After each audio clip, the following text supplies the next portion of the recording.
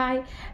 നമ്മുടെ സൊസൈറ്റിയിൽ പൊതുവേ ഒരു കണക്ക് കൂട്ടലുണ്ട്, എല്ലാ ഓവർ വെയിറ്റ് ആയിട്ടുള്ള ആളുകളും അൺഹെൽത്തി അല്ലെങ്കിൽ എല്ലാം മെലിഞ്ഞിരിക്കുന്നവർ ഹെൽത്തി കാറ്റഗറിയിൽ പെടുന്നു എന്നുള്ളത് അല്ലേ. അപ്പോൾ ഇവിടെ ഡയബറ്റീസിൻ്റെ കാര്യത്തിൽ അങ്ങനെയല്ല എന്നുള്ളത് വേണം എടുത്ത് പറയാനായിട്ട്. എല്ലാ ഓവർ വെയിറ്റ് ഉള്ള ആളുകൾക്ക് ഡയബറ്റീസ് വരണമെന്നില്ല, എന്നാൽ എല്ലാ മെലിഞ്ഞിരിക്കുന്ന ആളുകൾ ഹെൽത്തി ആവണമെന്നുമില്ല. മെയിനായിട്ട് ഡയബറ്റീസിനെ തീരുമാനിക്കുന്ന കാര്യം ഇൻസുലിൻ റെസിസ്റ്റൻസും അതുപോലെ അവയവങ്ങൾക്ക് ചുറ്റുമുള്ള ഫാറ്റ് ഡെപ്പോസിഷനുമാണ്. ഇപ്പോൾ തിന്നായിട്ടിരിക്കുന്ന ആളുകൾ തന്നെ മെലിഞ്ഞിരിക്കുന്ന ആളുകൾക്ക് ഇപ്പോൾ കറക്റ്റായിട്ടുള്ള രീതിയിൽ ഭക്ഷണ ക്രമീകരണം ഇല്ലാതെയും അതുപോലെ വർക്കൗട്ട്സ് ചെയ്യാതെയും ബോഡി ആക്ടിവിറ്റി ഫിസിക്കൽ ആക്ടിവിറ്റി ഒന്നും ഇല്ലാതെ ഇരിക്കുന്നവരാണെങ്കിൽ അവർ മെലിഞ്ഞിരിക്കുന്നെങ്കിൽ കൂടിയും അവരിൽ ഫാറ്റ് ഡെപ്പോസിഷൻ കൂടുതലായിരിക്കും, അതുപോലെ മസിൽ മാസ് കുറവായിരിക്കും. അപ്പോൾ അവിടെ ഇൻസുലിൻ റെസിസ്റ്റൻസ് ഡെവലപ്പ് ചെയ്യാനുള്ള ചാൻസസ് വളരെയധികം കൂടുതലാണ്. അപ്പോൾ ഈ ഒരു കാര്യം ശ്രദ്ധിക്കാനുള്ളതാണ്. അതായത് ഇപ്പോൾ അവർക്ക് ഡയബറ്റീസ് വരും എന്നുള്ളൊരു ചിന്തയിലായിരിക്കില്ല അവരിയ്ക്കുന്നുണ്ടാവുക. അവർക്ക് ചിലപ്പോൾ ഡയബറ്റീസ് ഉള്ളവരുടെ ലക്ഷണങ്ങളൊക്കെ വരുന്നുണ്ടാവും.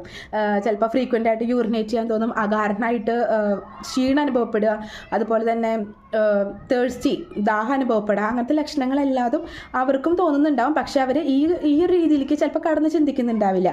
അവർക്ക് സ്ട്രോങ് ആയിട്ടുള്ള ഫാമിലി ഹിസ്റ്ററീസ് ഉണ്ടാവും.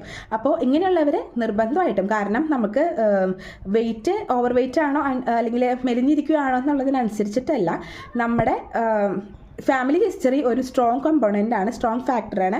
അതുകൊണ്ട് തന്നെ നമ്മൾ ഒരു റുട്ടീൻ ബ്ലഡ് ടെസ്റ്റ് ചെയ്താൽ മാത്രമാണ് നമുക്ക് അവിടെ ഡയബറ്റിക് ആണോ പ്രീ ഡയബറ്റിക് ആണോ എന്നുള്ളത് കൺഫേം ചെയ്യാനായിട്ട് പറ്റുള്ളൂ. അപ്പോൾ ഈ കാര്യം ശ്രദ്ധിക്കാം.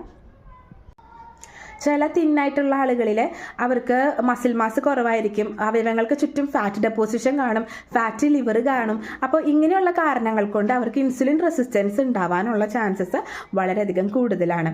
അപ്പോൾ നിങ്ങളൊരു വിധം ഏജ് ആയിക്കഴിഞ്ഞാൽ ഒരു 30 അബോവ് ഏജിലേക്ക് പോയിട്ടുണ്ട്, നിങ്ങൾക്ക് എന്താ പറയുക കറക്റ്റായിട്ടുള്ള രീതിയിൽ ഭക്ഷണ ക്രമീകരണം ഉണ്ടായിരുന്നില്ല, വർക്കൗട്ട് ചെയ്യാറില്ലായിരുന്നു എന്നുണ്ടെങ്കിൽ ഒരു റുട്ടീൻ ചെക്കപ്പ് ചെയ്യുന്നത് എല്ലാവർക്കും നല്ലതാണ്, നല്ലൊരു കേസാണ്. നമുക്ക് അത് പ്രിവെൻറ്റ് ചെയ്യാൻ വേണ്ടിയിട്ട് പ്രീ ഡയബറ്റിക് ആണെങ്കിൽ നമുക്ക് എന്തായാലും അത് റിവേഴ്സ് ചെയ്ത് കൊണ്ടുവരാനായിട്ട് എന്തായാലും സാധിക്കും. അപ്പോൾ ഇതുപോലുള്ള കണ്ടൻറ്റ് നിങ്ങൾക്ക് ഇനിയും കേൾക്കാനായിട്ട് താല്പര്യമുണ്ടെന്നുണ്ടെങ്കിൽ സബ്സ്ക്രൈബ് ചെയ്യാനും മറക്കരുത്. Okay, by.